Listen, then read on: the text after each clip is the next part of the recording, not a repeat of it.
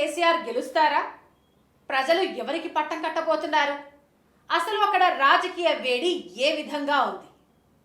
CM KCR కామారెడ్డిలో enter అయిన దగ్గర నుంచి రాష్ట్ర రాజకీయాల లెక్క మారుతోంది.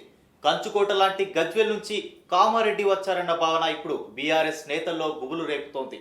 సీఎం కేసీఆర్ ఏం చేసినా అందుకో లెక్క ఉంటుందని తనయుడు కేటీఆర్ చెప్పినప్పటికీ సంథింగ్ ఏదో తేడా కొడుతుందన్న ప్రచారం జోరందుకుంది.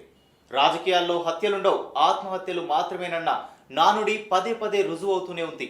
తాజాగా సీఎం కేసీఆర్ గజ్వేల్ నుంచి కామారెడ్డి వచ్చి భారీ విజయం నమోదు చేస్తారా, లేదంటే విపత్కర పరిస్థితులు ఎదుర్కొంటారా అన్న చర్చ సాగుతోంది. కామారెడ్డిలో కేసీఆర్ పోటీ చేస్తూ ఉంటే పిసిసి చీఫ్ రేవంత్ రెడ్డి సైతం బరిలో దిగడంతో సీన్ రసవత్తరంగా మారింది. కొడంగల్ దాటి కామారెడ్డి వరకు వచ్చిన ఆయన ఏం సాధిస్తారన్న భావన కూడా ఉంది. వచ్చే ఎన్నికల్లో విజయం సాధించి హ్యాట్రిక్ విజయాలు నమోదు చేయాలని భావిస్తున్న కేసీఆర్ కు ముందు నుయ్యి వెనక గొయ్యిలా అటు గజ్వేల్ ఇటు కామారెడ్డి మారాయన్న పరిస్థితి కనిపిస్తోంది. కేసీఆర్ తెలంగాణ రాజకీయాల్లోనే విలక్షణ నాయకుడిగా ముద్రపడ్డారు. ప్రత్యేక రాష్ట్రం ఆవిర్భావం తర్వాత ఆయన ఐకాన్ గా మారిపోయారు. 2004 నుంచి 2009 మధ్య కరీంనగర్ లోక్సభ స్థానం నుంచి 3 సార్లు విజయం సాధించి తెలంగాణ ఆకాంక్షను రగిలించారు. ఆ తర్వాత మహబూబ్ నగర్, మెదక్ లో గెలిచి మొత్తం 5 సార్లు ఎంపీగా విజయం సాధించారు. ఒకే టర్మ్ లో 2 సార్లు రాజీనామా చేసిన గెలిచిన రికార్డ్ కూడా కేసీఆర్ సొంతం. 1985 నుంచి కేసీఆర్ సిద్దిపేటలో 6 సార్లు ఎమ్మెల్యేగా విజయం సాధించగా గజ్వేల్ నుంచి 2 సార్లు ఎన్నికయ్యారు. తాజాగా ఆయన అటు గజ్వేల్ ఇటు కామారెడ్డిలోనూ అదృష్టాన్ని పరీక్షించుకోబోతున్నారు. గజ్వేల్ బీఆర్ఎస్ పార్టీలో సీనియర్ నాయకుడిగా ఎమ్మెల్యే గంప గోవర్ధన్ ఉన్నారు. ఆయన 4 సార్లు ఎమ్మెల్యేగా విజయం సాధించి నియోజకవర్గంలో తిరుగులేని నాయకుడిగా ఉన్నారు. ఇక ఎమ్మెల్యే తరపున ఆయన తనయుడు శశాంక్ నియోజకవర్గంలో చక్రం తిప్పేవారు.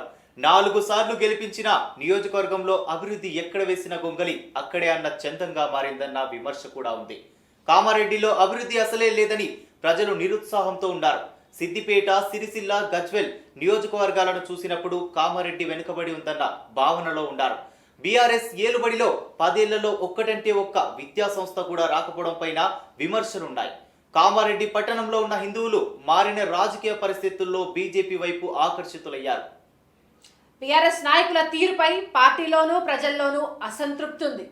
బీఆర్ఎస్ నేతలు ముజీబుద్దీన్, నిట్ట వేణుగోపాల్ తీరుతో సిట్టింగ్ ఎమ్మెల్యే గంప గోవర్ధన్ కు ఇబ్బందికరంగా మారింది.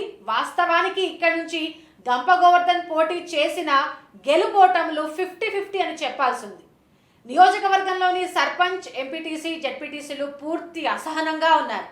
సీఎం కేసీఆర్ బరిలో దిగకపోయి ఉంటే ఇక్కడి నుంచి టికెట్ రేసులో జంగమ సుభాష్ రెడ్డి, నిట్టు వేణుగోపాలరావు సైతం రేసులో నిలిచారు.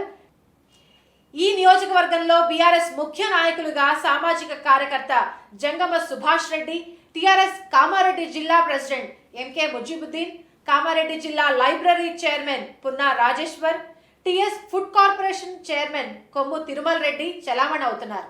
వాస్తవానికి ఇక్కడి నుంచి సీఎం పోటీ చేయకున్నా ఈ నియోజకవర్గంలో పార్టీ గెలవాలంటే దత్తత తీసుకుంటామన్న భరోసా అటు కేసీఆర్ గాని కేటీఆర్ గాని ఇవ్వాల్సి ఉండేది. కానీ ఇప్పుడు గజ్వేల్ నుంచి కూడా పోటీ చేయడం వల్ల కామారెడ్డిలోనే తాను ఎమ్మెల్యేగా కొనసాగుతానన్న భరోసా ఇవ్వాల్సి ఉంటుంది. ఇక కాంగ్రెస్ పార్టీ నుంచి ఇక్కడ చార్నాల నుంచి పనిచేసుకుంటున్న మహమ్మద్ షబ్బీర్ అలీని కాదని పిసిసి చీఫ్ రేవంత్ రెడ్డి బరిలో దిగారు. వాస్తవానికి రేవంత్ రెడ్డి అభ్యర్థిత్వాన్ని ఆమోదించడానికి కాంగ్రెస్ కూడా ఒక ప్లాన్ వేస్తుండాలి. కేసీఆర్ పై గజ్వేల్లో ఈటల పోటీ చేస్తుండగా తమ పార్టీ నుంచి కూడా ముఖ్య నేత కామారెడ్డిలో కేసీఆర్ ని ఢీకొట్టాలన్న చర్చ జరిగి ఉండొచ్చు.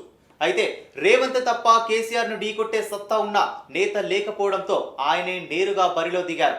గత అసెంబ్లీ ఎన్నికల్లో కోడంగల్లో ఓడిపోయిన రేవంత్ ఈసారి సొంత నియోజకవర్గంతో పాటుగా కామారెడ్డిలోనూ పోటీ చేస్తున్నారు. జెడ్పీటీసీగా, ఎమ్మెల్సీగా, ఎమ్మెల్యేగా, ఎంపీగా అన్ని రకాలుగా పనిచేసిన రేవంత్ రెడ్డి భవిష్యత్తులో తానే సీఎం అవుతానన్న భావనలో ఉన్నారు.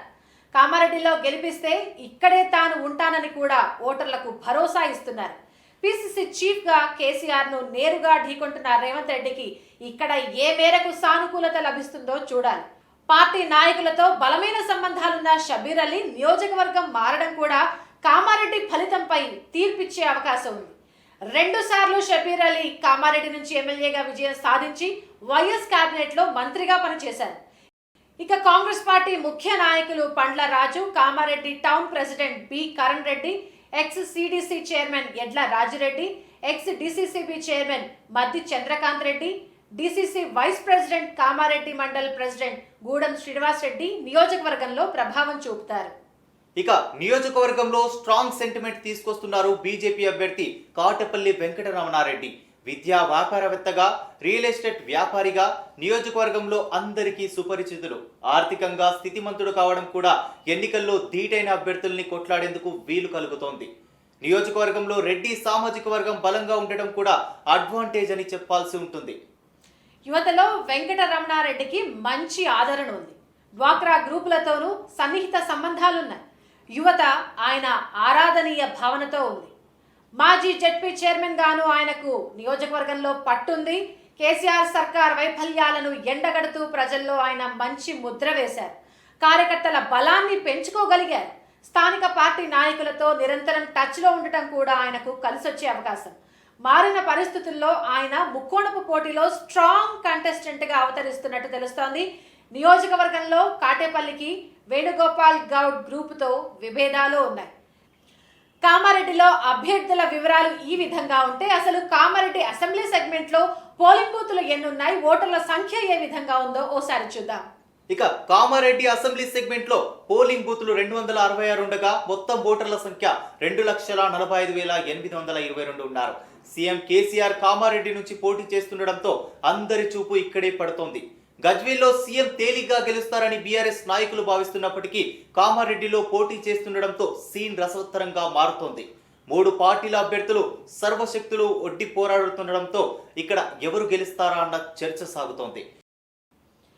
ఈ నియోజకవర్గంలో ప్రధానంగా ముదిరాజులు గెలుపోటంలపై ప్రభావం చూపెట్టే అవకాశం ఉంది. కామారెడ్డిలో ముదిరాజు ఓటర్లు సుమారుగా 15% వరకు ఉన్నారు. వారితో పాటు మున్నూరు కాపు వర్గం 13%, మాదిగలు 9%, రెడ్లు 8.5% వరకు ఉన్నారు. మాలలు సుమారుగా 8% వరకు ఉండగా గౌడలు కూడా అంతే మేర ఉన్నారు. పద్మశాలీలు 6.5% ఓటర్లు ఉన్నారు. ముస్లింలు 5%కి పైగా ఉన్నారు. గొల్లలు 4%కి పైగా ఉండగా వైశ్యులు సైతం ఇక్కడ 4% మేర ఉన్నారు. ఇతరులు సుమారుగా 18 నుంచి 20% మేర ఈ నియోజకవర్గంలో ఉన్నారు.